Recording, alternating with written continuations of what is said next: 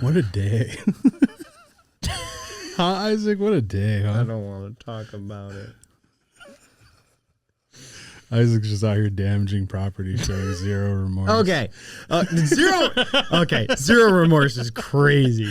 Zero remorse is crazy. Listen, I know that this isn't Exit 12. We record Exit 12 tomorrow, but I am accountable for my actions. Just wait till we get to the night stuff. I'll be expecting a conversation from you. I paid for the wrap. Taking care of the insurance side of things. Yeah. I've apologized. Yeah, Isaac broke out my window. I broke Brian's back windshield. Yeah. Okay, we were moving some stuff, and I tossed something into the back, that. and it hit the wheel well, and we're still here. Lesson learned. What did we learn, Isaac? Okay. There's no healing in shame, Brad. It just doesn't exist. Fair enough. Okay, we got a lot to talk about. We got a lot to go over. So let's go.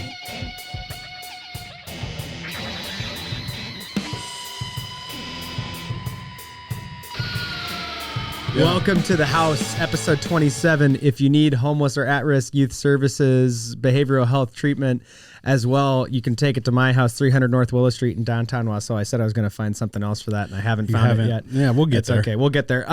Okay, so last week, I went on this big rant about how that I went back and I was like watching it and I was like, oh, that was like kind of stupid. Like, what does that even mean, Isaac? What's actually going to happen as a result of that? And then you texted me Friday night. Yeah. And between the NFL, the NBA, and the NHL, we had like bananas, 6 or 7 league altering deals. Yeah. So I talked a lot last week. Should we start with the NBA? You're going to have to run me through all this. Let's start with the NFL because that'll be like quick and easy because nothing has officially happened yet. Right. Myles Garrett has requested a trade. There's still a lot that has to happen. He would really have to force the hand of Cleveland because they don't. What are they going to do? It's crazy. If Myles Garrett leaves Cleveland. Yeah. It's crazy. What? Yeah. Just delete your franchise. Yeah. You're done. You're done. You're done. Any glimmer of hope is completely gone. Yeah. And then the Rams informed Cooper Kupp that they will be seeking a trade immediately, which is never a good thing to do because the Rams informed him? Yeah. Yeah. I thought he just asked for one. No, he posted that they informed him that they'll be seeking a trade immediately and that they're going to try to do right by him. It doesn't make a whole lot of sense to me, but because Puka is good, but you still need an addition to Puka, especially with the injury history. I don't know. This separation with these two teams doesn't make, I guess I haven't looked at his contract. We don't know what's going on behind the scenes. He's got a ridiculous contract. I mean, he was the Triple Crown winner just 2 seasons ago. Yeah. So he's got a ridiculous contract, but here's my hot take. Okay. If I'm the Bengals and I can't re-sign T. Higgins.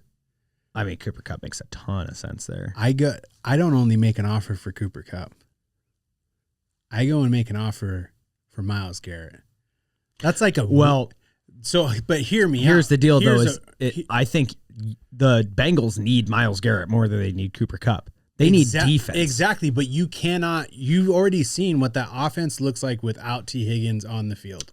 Yeah. Because Jamar Chase just gets blanketed, and there's nothing that Joe Burrow can do to overcome it. He needs somebody else to fill that void. You need a 1B guy. Right? Yeah. But you also, you're in a position where you don't want to re-sign T. Higgins and Jamar Chase at the same time, right? Right. Because you need so much help defensively. Right. So it's you can just wham, wham. Because Myles Garrett immediately upgrades your roster. Can you imagine Myles Garrett going? I actually think that makes a ton of sense. Right. Team that desperately needs defensive help, Dude. Going and getting Myles Garrett. Yeah. But can you imagine in division trade? Browns fans would burn the stadium down. Well, if you're the Browns, I mean, I don't know how you could sink any lower, but if you trade with the Bengals, your best remaining player to the Bengals, you have officially lost the plot. Yeah. Yeah, so that happened. It's going to be interesting to see how that plays out. It'll be an interesting offseason. There's a lot of stuff going on in the NFL. A lot of stuff already happening. And then in the NBA, just to talk about the first trade, which I don't like, De'Aaron Fox goes to the Spurs. Yeah. Zach LaVine goes to Sacramento. You essentially repair Zach LaVine with DeMar DeRozan, which we've already seen in Chicago and did not work. And so, like, if you're Sacramento, I really wanted Zach LaVine to go to the Warriors. I think that would have been electric. It would have been amazing. I just don't think it. If I'm the Kings, like, this just doesn't make a whole lot of sense. And for the Spurs, it makes all the sense in the world. So the Kings, are the Kings just in sell mode at this point? Is that what it is? It's crazy because it's like 2 seasons ago you were number one. You had coach of the year. You've now fired your coach. You're selling off your all-stars. Like, to me, this is like a dysfunctional franchise that doesn't know how to handle success. And they're like, they're in a play-in spot, though. Here's the button. Panic. Yeah. Ah. They have the potential to be playing postseason Does Zach LaVine make you a contender? No. No. Well, I don't. Yeah. And neither does any of the other guys they got coming with Zach Golden LaVine. State. I didn't realize Golden State's on the first side of the line right now. Yeah, and they got a first and second round pick. So they got good compensation for De'Aaron Fox. I feel like it's pretty, and it's really a pick swap. But I don't know. I just don't love it if I'm the Kings. Like, I'm not super like in love with that trade if I'm the Kings. Like, yeah. Especially, like I said, because DeMar DeRozan's with Sacramento, you've already done the DeMar DeRozan, Zach LaVine thing, and it wasn't like anything super great happened in Chicago. I mean, granted, Zach LaVine was injured a lot, and I think DeMar DeRozan just plays weird, man. Like, he is the last of a dying breed that still shoots mid-range shots. And, like, analytics has taken over the NBA, and everybody hates mid-range shots now. And so, I don't know. It'll be interesting to see, but I want to jump to the NHL really quick because I feel like the next NBA trade is what we need to spend the most amount of time on before we preview the Super Bowl. So two trades. One of them I'm not going to really touch on. The Flames and the Flyers make some. I can't even get through this. How do you say that with a straight face? Like the. Okay, sorry. Continue. Calgary and Philadelphia. Swap some picks. John Tortorella in Philadelphia, not an easy coach to play for. And what ends up happening is Matvei Michkov, who is like this young phenom out of Russia, struggling with some communication stuff. They go and they get from the Flyers the teammate that he played with in the KHL. But don't love this trade for the Flyers. I don't think that John Tortorella deals well with young guys, especially when there's already communications barriers there. The big trade, right after the Mikko Rantanen trade, is the Canucks have been in absolute turmoil. Their 2 biggest star players are fighting with each other. So they said they're both on the trade block. We may trade one of them. We may trade both of them. We may trade none of them. And they were like, blah, blah, blah, blah, blah. It was out there for months. Well, finally, JT Miller, who's going to be playing for Team USA in the Four Nations face-off, he was a New York Ranger, went to the Canucks, has been with the Canucks for seasons now, and then just got traded back to the New York Rangers and is at like a 2-point-a-game pace, which is bananas in the NHL. So the Canucks are fumbling the bag hard after finally returning to relevancy. They may not have had much of a choice, but JT Miller's with the Rangers is a really cool story that I'm going to continue to monitor for the rest of the year, because if he stays at this pace moving forward, he's going to make Vancouver look extremely foolish. Also, Martin Necas, who went for Mikko Rantanen to the Avs, he has 5 points, and Mikko Rantanen only has 2. Not that I'm rooting against Mikko Rantanen. It's just awesome that the guy that we traded for that isn't as good as Mikko Rantanen on paper is currently outscoring him, and I'm sure that will continue the rest of the season. No, Mikko Rantanen will definitely hit his pace in Carolina. Okay, in other news, the biggest trade that happened was shattering, just like sent the league and like anybody, not any sports fan, even a sports fan, people in the NFL were reacting like it was absolutely insane. And what's even crazier is this trade talk started 3 weeks ago. You know how big it is that at the Wolverines game, we were talking, none of us watching NBA, every single one of us was talking, bro, did you see that Luka trade? Yeah. For AD. Like, I thought AD was doing all right, blah, blah, blah, blah, blah. Yeah. Like, it's just a junior hockey game, and all of us are talking about this NBA trade. This is bigger than the Rantanen trade. Dude. I mean, this is now easily usurped that and may be the biggest trade in professional sports we've seen in the last 5 years. Yeah, it is absolutely insane. So Dallas Mavericks send Luka to the Lakers for AD and 1 first-round pick. And like the part that is like so crazy to me that never happens anymore, and I'm interested to see if how this shakes the NBA and if they do something similar. But they, like I said, these trade talks started 3 weeks ago over coffee. Like just like a conversation, and then they decided over that cup of coffee. Rob Pelinka and I can't remember the Dallas GM's. I mean, he's going to be never forgotten. But as they're of this protesting outside the stadium. They sure by are. Like the Dirk statue, dude. Yeah, they're pretty and Dirk's upset. like putting like sad face emojis. Like, I was thinking he would have a statue next to me one day, and fans are like, burn it down. Yeah. And it's not like Dallas sports fans have all that much more to be excited about right now either. Yeah, they're pretty upset. But so they decided over that cup of coffee, if we were going to entertain these talks, that only GMs and the owner would be involved. So essentially this was a 4-person trade bargain, and nobody else knew about it. And also why it was so shocking, didn't leak at all. To go 3 weeks in the National that is a Basketball ship, League. No, like it is a rumor league. That's insane. Insane. It was so secretive that it is reported that Utah, who essentially thought they were doing I was just going to bring this up. Yeah, they were doing a big brain move, and they're like, "Oh, what? You want to give me Hutchifino and 2 second round picks, and I just got to send you $100,000? Easy, big brain, boom."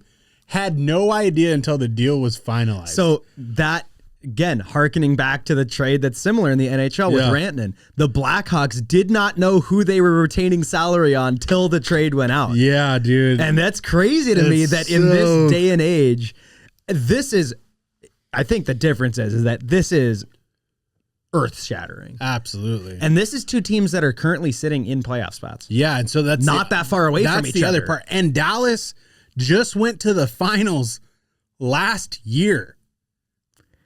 So from a Dallas person, please, again, I watch the finals. I watch some playoff games. Yeah. And I've watched a couple games this year. When it's been on and there hasn't been hockey, I've made an effort to put it on. Yeah. I even watched the Spurs. That's how much of an effort I'm making, right? Wemby is cool, though. Wemby was cool. So how is there any way that this makes sense for the Mavericks? Because on paper, to me, as a casual, I think this looks like a insane person. I think it does. I think it does if you look at what the Dallas roster is constructed of, and like they want to try to win a championship right now. But I think because like they're not wrong about defense wins championships. And here's the deal. Why defensive struggles, I believe, is not necessarily because you don't have like an interior big man. It's because you don't have, sorry, peoples.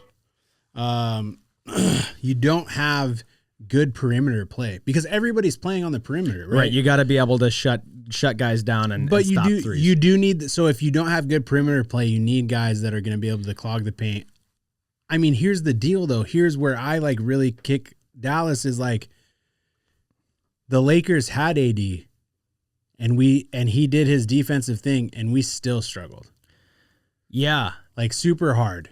I mean, so again, I thought that Luka was supposed to be the centerpiece. And he is, yeah. And I thought that he's like the driver for this whole team. He's the core of what you are building around. Right. He is. And that like, so he's about to be 26. He's only 26. Yeah.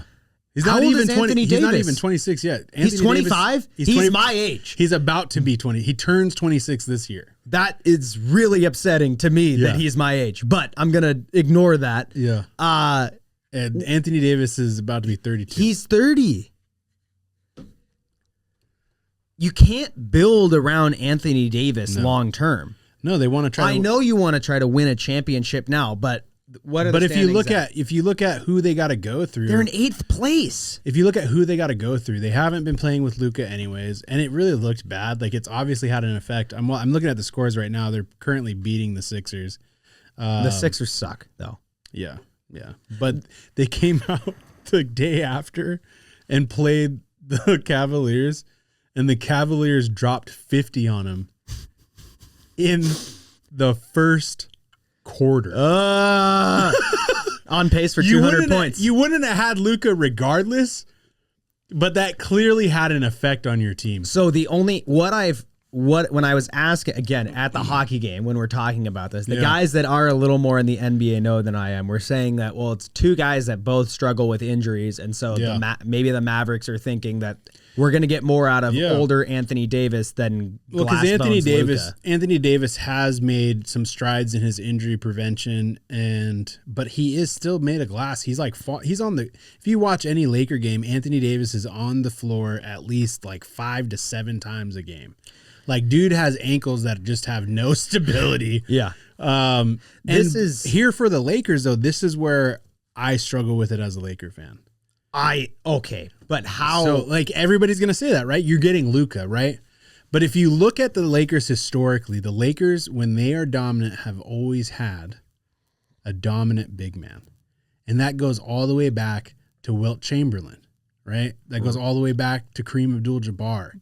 That goes all the way back to Shaquille O'Neal, right? And you look at post Shaquille O'Neal, Lakers struggled super hard, right? So they make a trade for Pau Gasol. They go and win 2 championships. Kobe retires. Pau Gasol is kind of washed. Lakers struggled. They get a LeBron. They're still not doing well. They trade for AD. Go get another championship. The common denominator there is always that the Lakers have had a dominant big.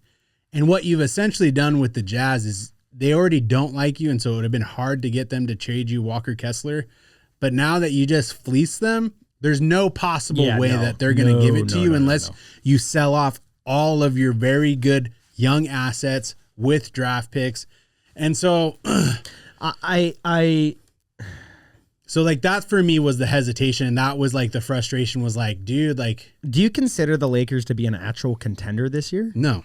So here's my thing. Here's why I think that I don't think it matters if you don't have a big man this year, because I think that this move for the Lakers to me I don't says, hey, we're going to compete in the 3 to 5 year range. I think that I do believe that the Lakers were really a couple pieces with AD away.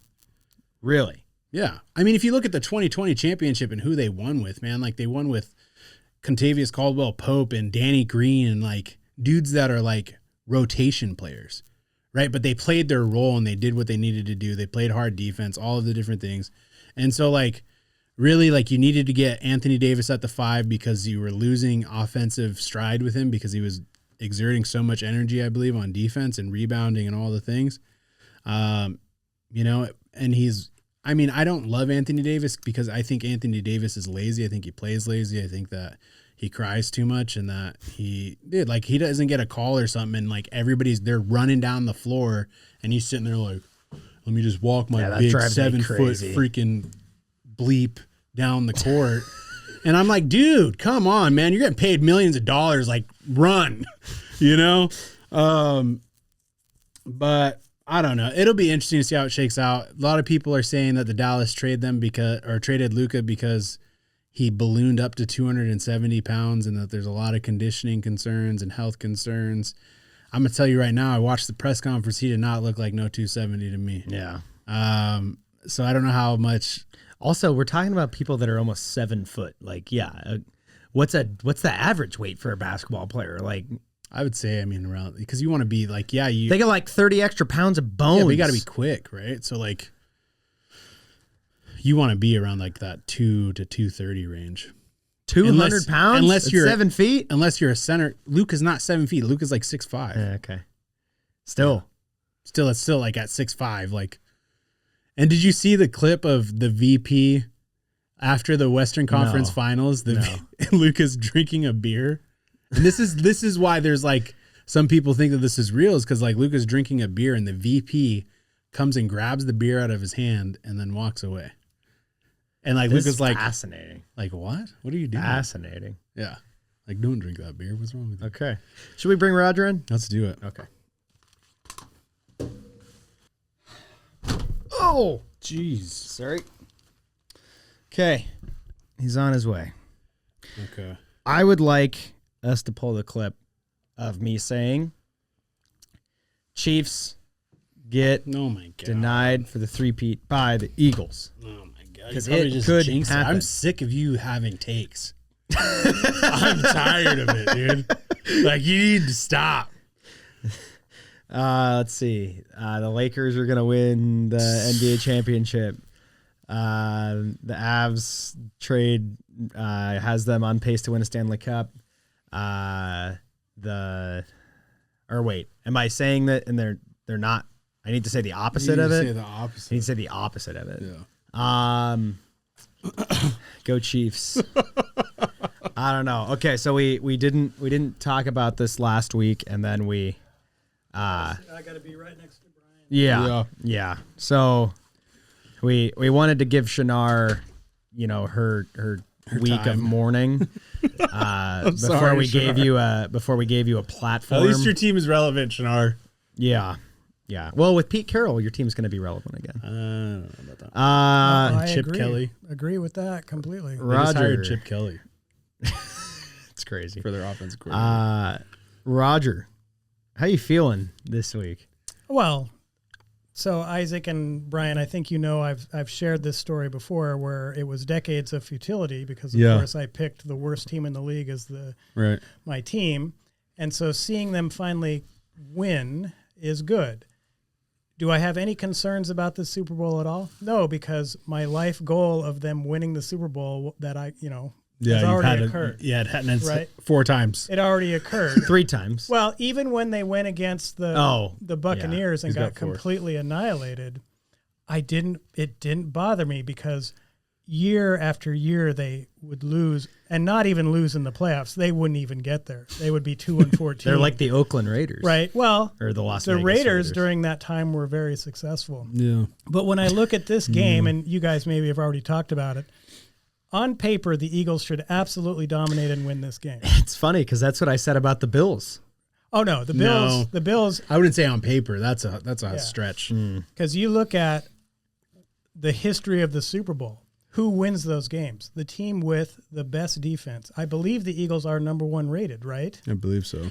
So it is going to be a tremendous strategic battle for the Chiefs to somehow magically figure out how to beat the Eagles defense. Yeah. So you actually, is this the first playoff game where you're feeling like the Chiefs are severe underdogs? Like, so Isaac, severe is a stretch. Because you're not a Chiefs fan, every single game they ever play, I expect them to lose. I think that's just most fans, honestly. But this Eagles team, and with Saquon Barkley and the fact that they are so run dependent, but they also have a quarterback who doesn't have to do that if they need it. So thinking about the Chiefs defense, which is good and unpredictable. You saw that in the Bills game 2 weeks ago where that final blitz, they hadn't wrecked it. Yeah. It was over. But looking at the Chiefs defense, the one defense they could maybe decide to resurrect from the dead, which would be effective because they have the personnel to run it, is the 46. If they brought back the 46, which, Brian, you know this, you've got your 4 and your 6, and the whole objective there is no one's running against us. Make Jalen Hurts beat you. And they also have the corners, because all the Chiefs really like to do anyway is play man-to-man. They've got the bigger corners that can do that. So if Spagnuolo really wanted to try something outside of the box, it would be the 46. The Eagles would not be prepared for that. It's not a defense that's really run anymore at all. Yeah. And it could work. Are the Chiefs going to do that? No, of course not. But that's what I would do if I was them. Yeah, I mean, I think too it makes so much sense because the Eagles in these last 2 weeks are going to just be preparing for exotic blitzes and just trying to figure out and watching tape and figure out. I mean, even Tom Brady said it. That's how he won, was just watching tape and figuring out where Spags is going to blitz from. And if they weren't going to do that and just made Jalen Hurts beat them, I mean, A.J. Brown is like he might as well pack his bag. He's reading on the sidelines. Yeah. So that would be a very good approach to it. But I think you're right. I don't think that they'll change here at the last minute. But I mean, that would be fun to watch. I think so. The reason why I have faith in the Chiefs here is because I think obviously you have two very good teams that have made it this whole way, but it's going to come down to, I think, coaching, like you said, Roger. And I don't know what you think of Nick Sirianni, but I know that I have a lot more respect for Andy Reid and Spags than I do the Eagles coaching staff currently. Yeah. Well, but and I'll just jump in there. You are right. Patrick Mahomes is better than Jalen Hurts. Andy Reid is better. Kareem Hunt better than Saquon Barkley. Right? Yeah. No, Kareem Hunt is clearly not. But you've got the best coach and the better quarterback. Is that going to matter when you can't move the ball because the defense is the way they are? They learned that. Well, the Buccaneers game was a little bit of an offset just because their entire offensive line had been destroyed. But they didn't do any sort of changes to their offensive strategy to try to offset that. Here, you've got the number one defense. I mean, we saw this with the Seahawks and the Broncos. Oh, Peyton Manning, the best offense it's ever been, completely destroyed by the best defense. And you've seen it all throughout history. The Steelers completely annihilated the Cowboys, and the Vikings were always awesome until they met all these other defenses, and that was the end of it.